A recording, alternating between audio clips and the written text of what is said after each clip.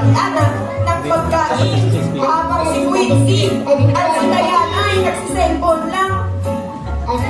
Uy, Nona! Annabella, cellphone kayo ng cellphone. Di ba mamaya house rules na sa atin?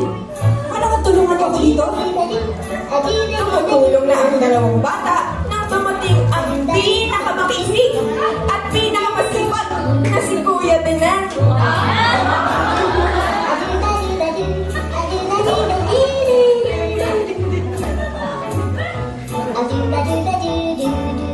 Biglang may sumigaw na malakas na boses. Tubig! Pumasok na sa loob ng bahay ang isa sa pinakamasisipag na tatay ng crossover church na si Kuya Jojo.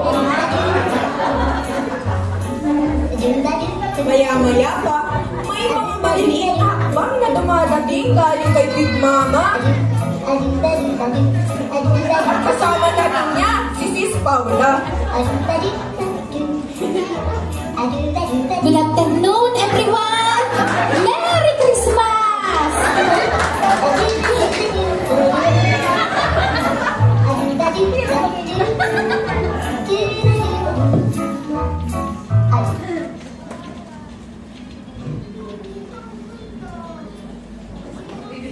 A few moments later, a few minutes later, a few inches later, 12 seconds later.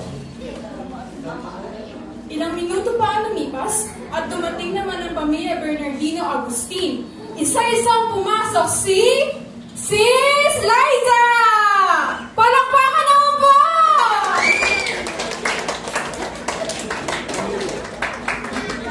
Sis Eva!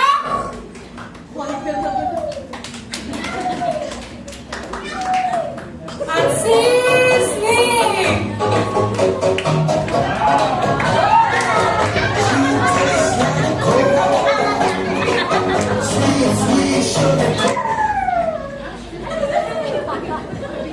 Good morning po! Kamusta po kayo?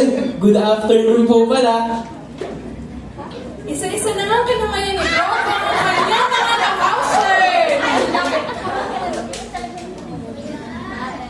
Maya-maya pa ay dumating na din ang ilan sa mga naggagandahang kababaihan. Dala-dala ang kanilang mga anak. Ito ay sila, Sis Pin!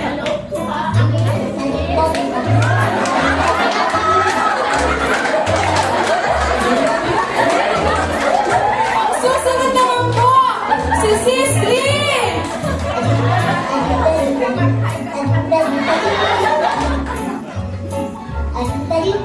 Tao po! Tao po! Sigaw ng isang maganda, masipag, at manuskanding Deacon Roxanne at Trademark!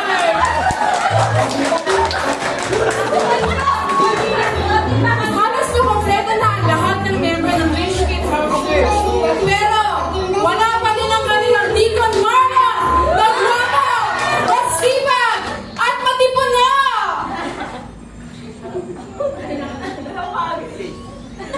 Music daw!